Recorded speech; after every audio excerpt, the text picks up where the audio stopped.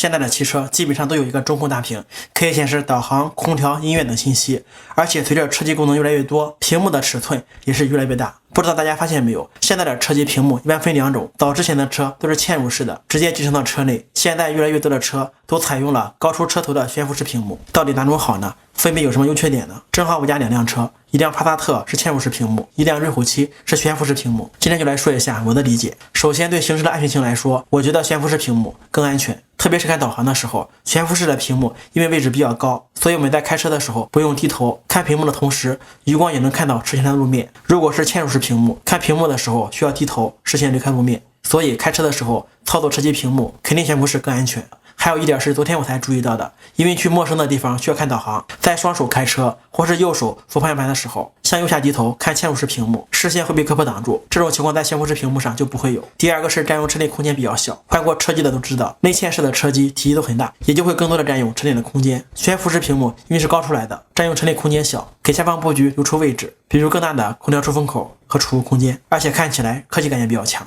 说完了悬浮式的优点，下面说一下缺点。首先我能明显感觉到的就是悬浮式的车机想要升级或是更换还是比较困难的，极少或者没有替代品。但是内嵌式的车机不管什么车型都可以买到专车专用的车机，可更换的选择还是比较多的。还有就是操作方便的问题，悬浮式屏幕因为位置靠前，而且也比较高，对于身材矮小的人可能会出现够不着屏幕的问题。不过现在很多悬浮式屏幕都配备了机械按键，高档的车还有控制脚杆，倒是可以稍微弥补一下。内嵌式的屏幕基本上不会出现操作的问题。